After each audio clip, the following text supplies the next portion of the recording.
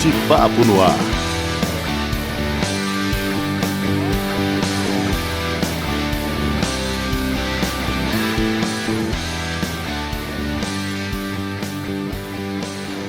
Olá, mais uma semana por aqui, conversando e discutindo com pessoas interessantes sobre os assuntos importantes. Este é o episódio 10 do De Papo no Ar, que está disponível no YouTube e em diversos agregadores, como Spotify e Google Podcast. No YouTube e no Instagram você encontra o link direto para todas as plataformas de podcast onde estamos hospedados, e você pode assinar para receber as atualizações todas as quintas-feiras.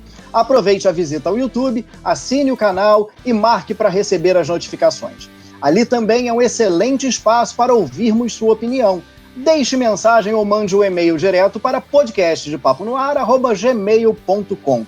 Eu sou Pablo Roskin e comigo a psicóloga e psicanalista Simone Aziz. Simone, episódio com algumas novidades.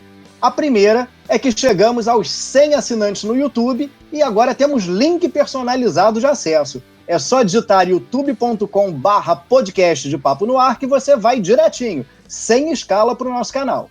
A outra novidade é que, em comemoração ao 10º episódio e também pela importância do assunto que conversaremos, que mudamos nosso formato e colocamos mais cadeiras na nossa mesa de hoje. Quem vem bater papo com a gente? Conta aí. Olá, Pablo. Olá a todas e todos. Olá, as nossas convidadas queridas, Fátima Scafo, Verônica Lima, que gentilmente aceitaram o nosso convite. Temos muito prazer de recebê-las aqui. E tem uma coisa para contar para vocês também. Teríamos um terceiro convidado, que pela primeira vez, nesse tempo que fazemos o podcast, um convidado não pôde comparecer porque está com Covid. Ele está em casa, se recuperando, está bem agora, mas fazemos questão de marcar isso aqui para que todos continuem se cuidando. Quem pode, fique em casa, apesar do comércio estar abrindo, as coisas estão se flexibilizando, mas a escolha pela nossa vida é nossa e temos que cuidar da nossa vida e dos outros. Então, fiquem em casa. A curva de contaminação continua subindo e as mortes acontecendo. Quem precisar sair, use máscara, mantenha distanciamento social, siga todas as orientações da OMS e da ciência para cuidarmos e mantermos a nossa vida. A vida humana é muito importante. Então, quero agradecer muito a vocês por estarem aqui, Verônica e Fátima. É um prazer poder conversar com vocês. Então, Pablo podia começar apresentando uma das nossas convidadas. Falou bonito, hein, Simone? Gostei. Bom, eu vou apresentar a Fátima Scafo, que é mestre em psicologia, doutora em memória social, gestalt terapeuta, professora da UERJ e, sem dúvida nenhuma, uma profissional competentíssima. Mas o mais importante para mim é que é minha amiga, comadre e uma das madrinhas do Arthur, meu filho. A Verônica Lima é jornalista e doutoranda em comunicação pela UF, desenvolve pesquisa na área de jornalismo, tomando as questões de racialização e racismo como centrais para observar a realidade brasileira. E também uma pessoa muito querida, uma pessoa muito especial, que até o Pablo acabou de dizer que nos encanta com a sua simpatia, meninas. Verdade. Olha, então eu queria começar com uma pergunta para ambas. Na visão de vocês, o que significa ser negra ou negro no Brasil? Olha, Simone, o racismo no Brasil ainda é um tabu, né? A discussão a respeito do racismo. Os brasileiros gostam de dizer que não são racistas. Eu venho de um lugar só de brancos. Minha mãe, Boixá Bersó, prima do Boechat, que faleceu, ela era a cara do Boechat, loura, de olho azul. Meu pai, de uma família italiana, Tramon Scafo, e eu, negra. A desculpa que eu dou para mim, quer dizer, eu sei que eu sou filha da minha mãe. Se ela não pulou o muro, eu não sei o que aconteceu, né? Mas, assim, eu sempre vivi com pessoas brancas. Eu me lembro que na escola que eu estudei, eu e uma outra menina, ela era filha de funcionários, éramos as duas negras da escola. E eu acho que eu sempre fui muito protegida, né, de ver essa minha diferença. talvez eu tenha utilizado uma série de estratégias, quer seja de simpatia, de estudar muito, de ralar muito para poder ser competente, e talvez num nível mais inconsciente, tentar dar conta dessa diferença. Minha família não era, vamos dizer assim, de uma classe menos favorecida, a gente era classe média, então ficava tudo muito nebuloso, eu diria. É claro que eu devo ter visto essa diferença quando pequena, mas ela foi ficando mais clara à medida que eu fui estudando, à medida que eu fui me relacionando com outras pessoas, e eu via em diversos lugares, como agora mesmo, que eu sou a única negra que frequenta aquele espaço. É difícil, talvez, não sei, postura.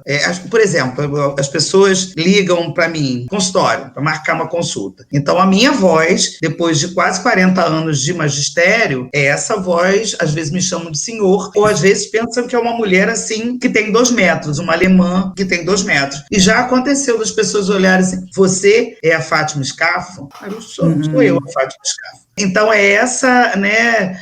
A cor da pele ainda faz diferença. Ela vem em primeiro lugar para posteriormente ver a pessoa, a competência, o caráter, né, a moral da pessoa, quem é aquela pessoa. Né? Ainda na atualidade isso acontece muito. Mas já visto o que tem acontecido, que a internet, agora os meios de comunicação, nos mostram isso mais claramente, o que a polícia vem fazendo. O que principalmente o presidente da Fundação Zumbi dos Palmares, que para mim é o que há de pior na atualidade, vem se apresentando. Ele deve ser um infeliz, né? Eu me responsabilizo por dizer isso como psicóloga.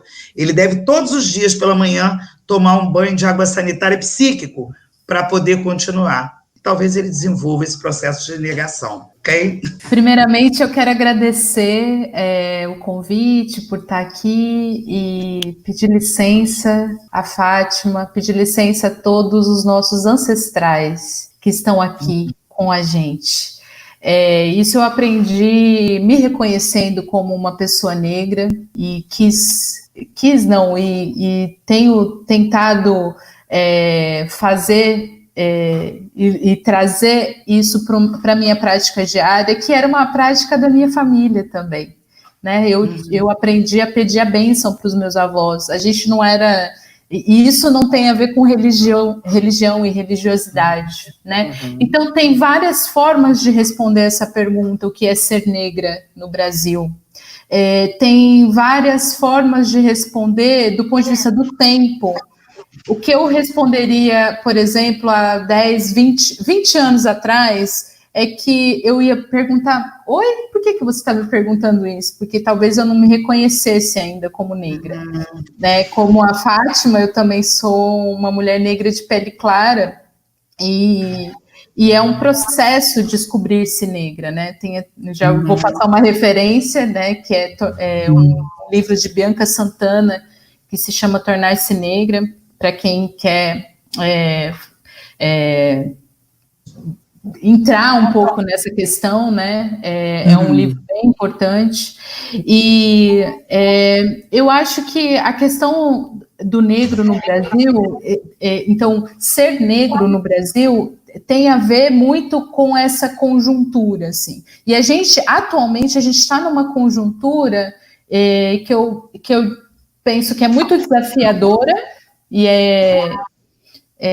para o mal, assim, né? Tem muitas questões, mas por outras questões, por outro lado, ela tem é muito bom, porque a gente chegou num momento que ou a gente fala de raça, ou a gente não vai mais para frente, né? Ou a gente se entende como pessoas numa sociedade que é racializada. Isso não quer dizer que é uma sociedade que tem negros, é uma sociedade que tem negros e brancos, que branco é uma raça também, né? Sim. Então, ser negro no Brasil, eu acho que é buscar entender-se nessa relação que a gente é colocado de hierarquização de determinadas pessoas, e isso passa pelo visual do corpo.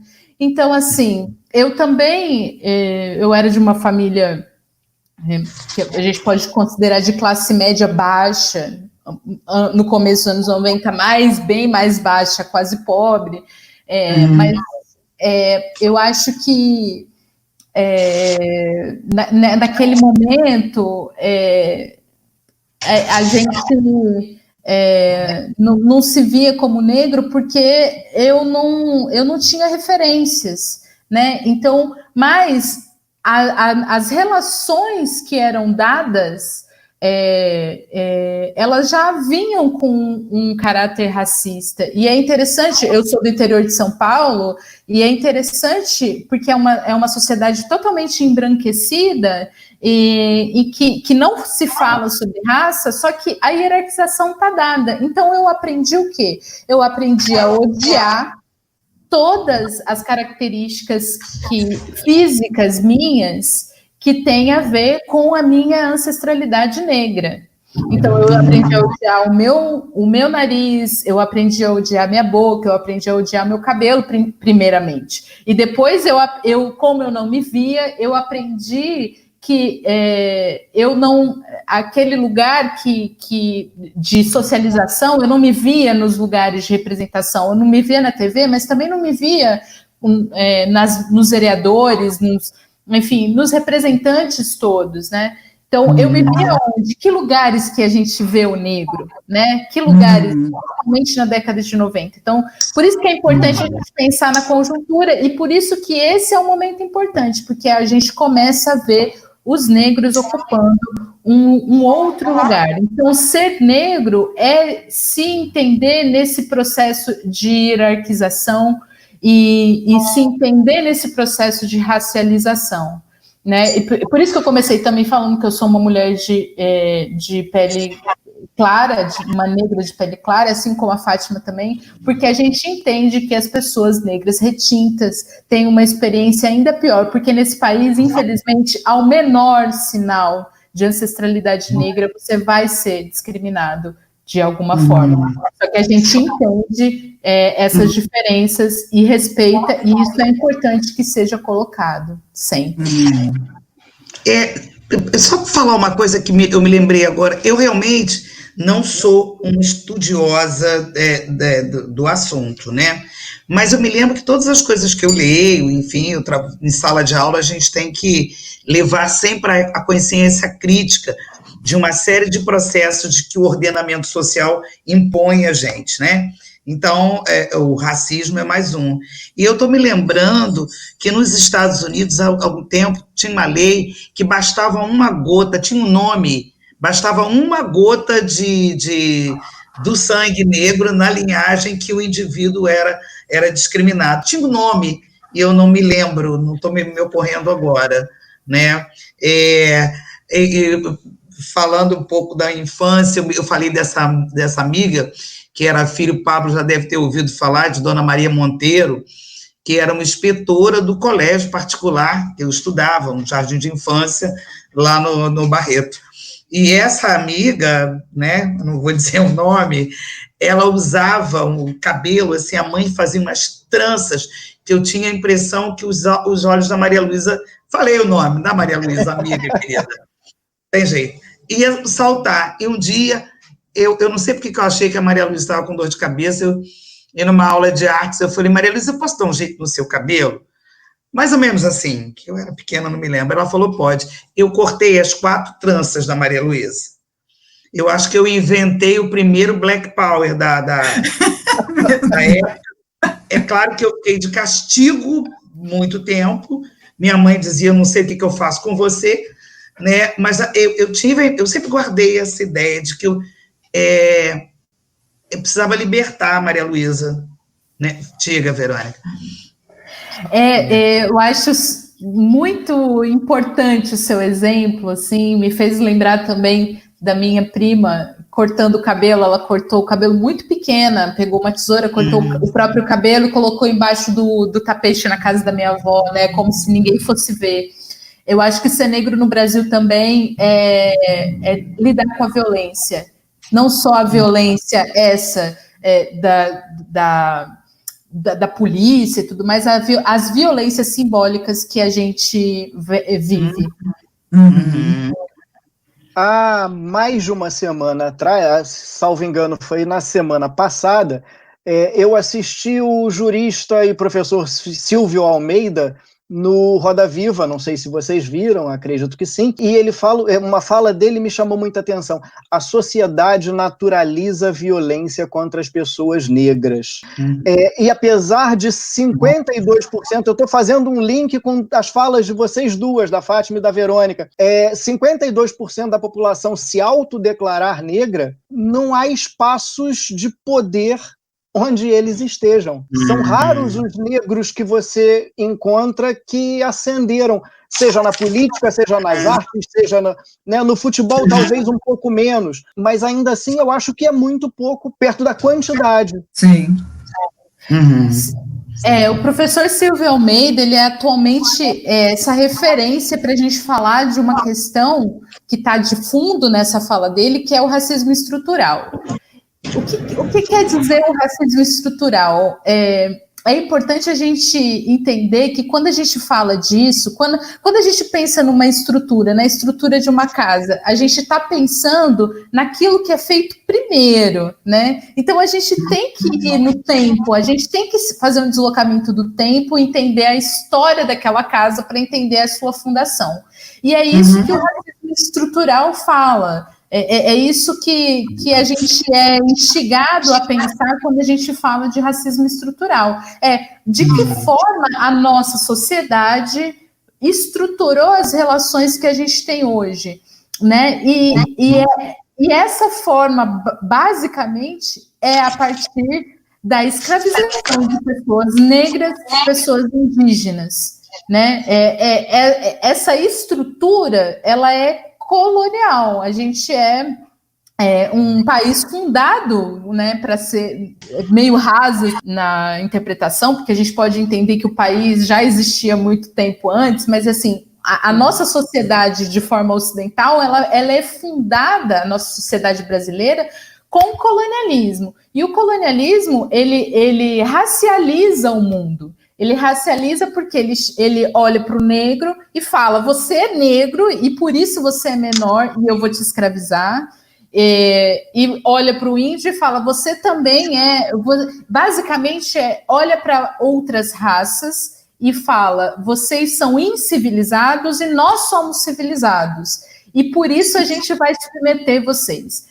Isso estrutura as relações que a gente tem até hoje. E é isso que é o racismo estrutural. Então, mas teve a abolição e tudo mais. A abolição, primeiro que é um evento inventado historicamente, só para dizer e tudo mais, porque a gente já sabe que já existiam negros livres naquela época, durante muitos anos antes e tudo mais. Mas depois que se aboliu a escravidão, não teve nenhuma outra política de inclusão. Pelo contrário, as políticas continuaram sendo de segregação e de subjugação, né? De toda a política trabalhista e a própria ausência de políticas para essa população também estrutura. Então, o que o professor Silvio Almeida explica maravilhosamente bem é isso, é como a gente é estruturado nisso. E isso tem a ver com as instituições, mas tem a ver com as nossas relações pessoais. Então, aí você aprende a colocar no corpo negro projetar tudo que é de ruim no corpo negro. Então, aí a gente cria os estereótipos, enfim, aí a gente entra nas relações subjetivas, mas a forma de estruturação é essa. Verônica, num dia até que a gente estava conversando, hoje você não usou essa palavra, você explicou, mas você não usou essa palavra, mas eu vou retomar, porque para mim fez muito sentido pensar dessa forma, que você falou assim, o racismo é estrutural e estruturante. Então, nos estruturamos a partir dessas ideias, né? E aí, por isso é difícil de reconhecer, muitas vezes, atitudes racistas, porque isso está, como você falou, na base, né? Então, né? Sim, pode falar, Fátima. Não, quer dizer, eu não tenho, eu torno a dizer, eu fico, a história do lugar de fala, né, em relação a conhecimento. Eu fico me perguntando, quer dizer, como é que lá atrás, em priscas eras, o negro foi escolhido para esse lugar de subalternidade. Quer dizer, na verdade, a minha pergunta é quem é esse ser humano que numa disputa de poder, né, que a gente não sabe como é que essa história começa, ele exclui um grupo e às vezes até a gente sabe que o quanto a gente tinha brigas entre tribos na África que subjugavam o outro. Então eu acho que anterior a qualquer discriminação, eu acho que o ser humano tem uma coisa que é extremamente nocivo, que é o desejo e a vaidade do poder, né? E aí ele subjuga o outro. Né? E aí, à medida que ele está nesse lugar de poder, ele reforça e banaliza, né? E vai dando todas as desculpas possíveis e imagináveis para que isso continue. E só para completar, olhando, né, do meu lugar, que é a psicologia, eu vejo o quanto é importante para nós, né, manter a consciência sossegada. Então, automatizada. É como, sabe, dirigir o carro.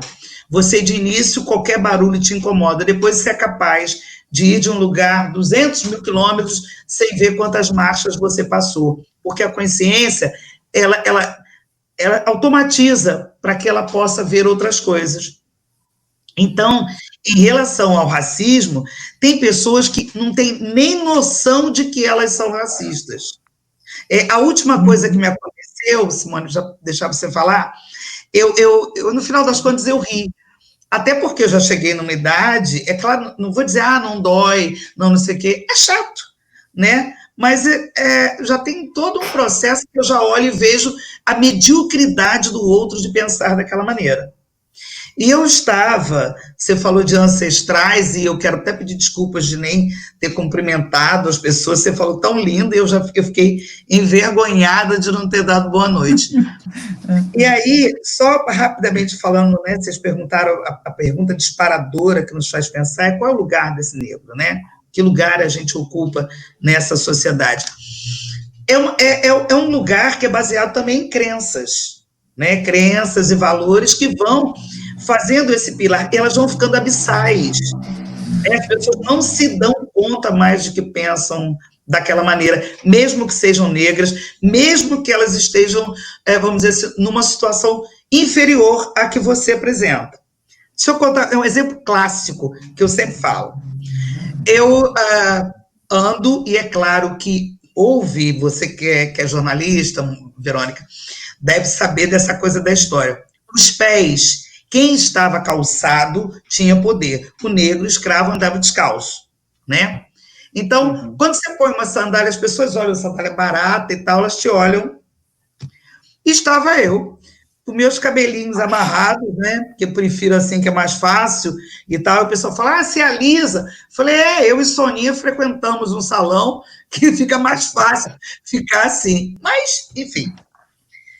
E estava eu, cabelinho amarrado, né? Minha t-shirt, minha bermudinha, sandália de borracha com o bendito Noronha, que é o meu cachorro.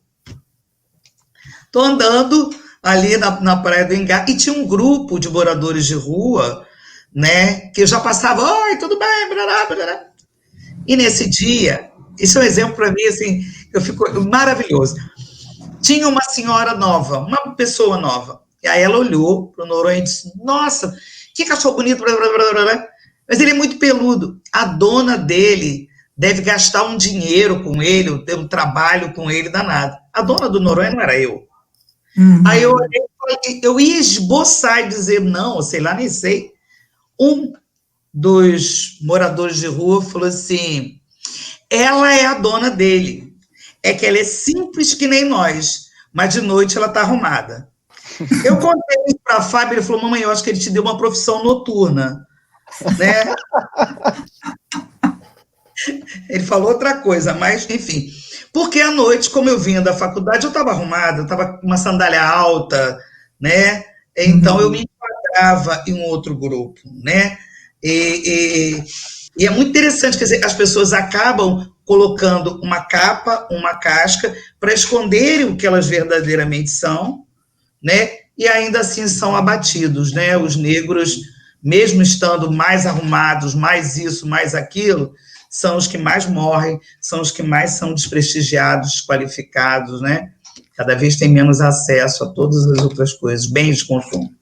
Aliás, as pessoas negras são ensinadas a se arrumarem, a ficarem muito bem, justamente para sair, tentar sofrer menos racismo, né? Isso é muito interessante, né, da gente perceber. E isso diz muito sobre aquilo que a Simone falou, que eu ressaltei na nossa conversa inicial, né, Simone? Que o racismo ele é estrutural e estruturante. E sendo estrutural, eu acho que é importante falar que ele incide, digamos assim, ele está na vida de todas as pessoas, todas. Então, assim, o racismo não é uma questão de pretos, de negros, não é. Não.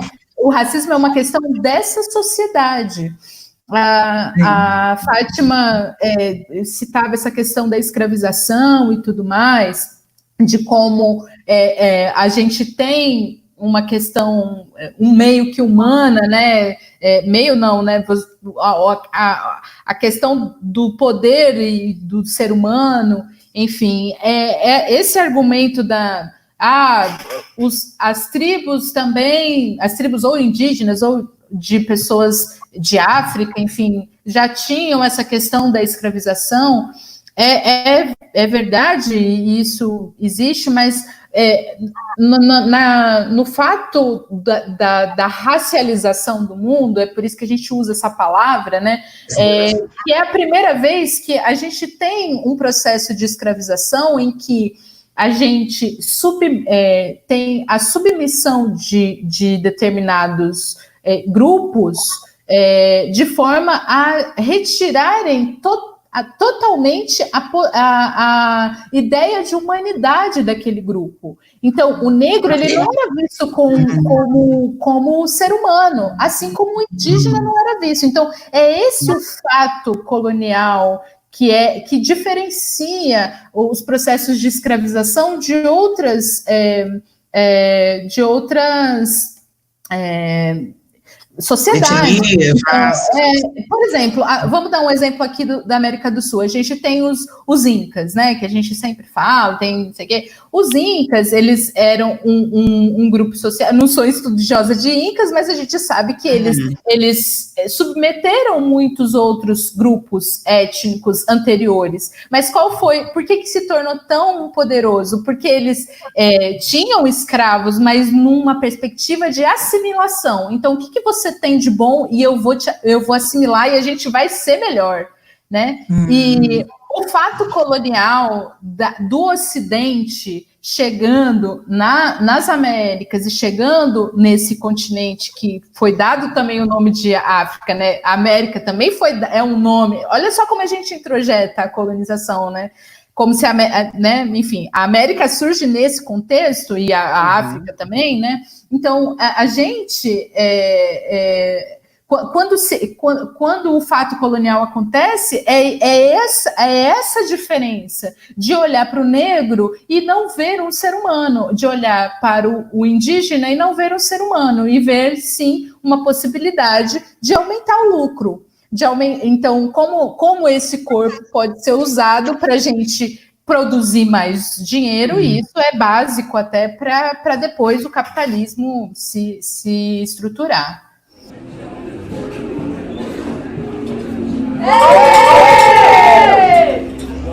Gente, vamos para um brinde? Então eu vou fazer meu brinde. Fala de fé. E eu vou fazer meu brinde, porque a gente está gravando esse podcast no dia de aniversário de Gilberto Gil, esse grande brasileiro. 88 anos. Que foi nosso ministro da cultura, que fez os pontos de cultura, esse ser humano maravilhoso que escreveu essa música Anda com fé eu vou, que a fé não costuma falhar.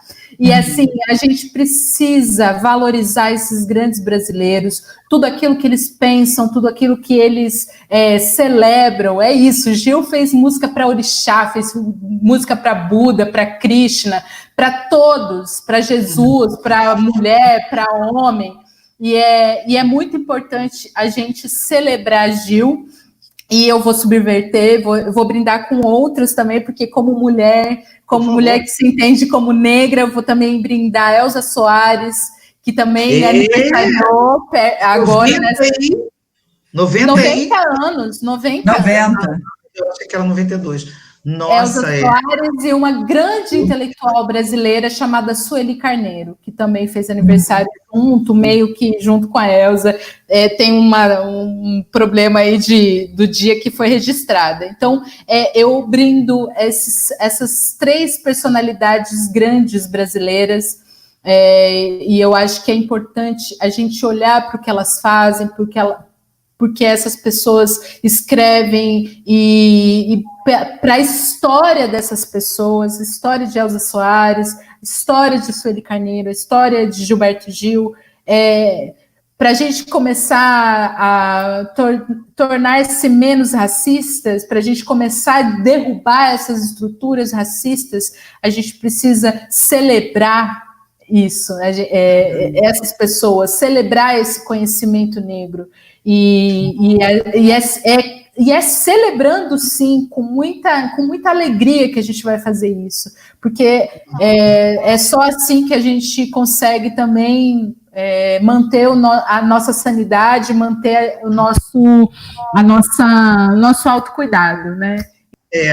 Eu me lembrei, gente, de 2 pessoas, assim, eu tenho 64 anos, né? Meus alunos dizem, professora, a senhora está tão bem com a sua idade, fala, ai, que raiva, né?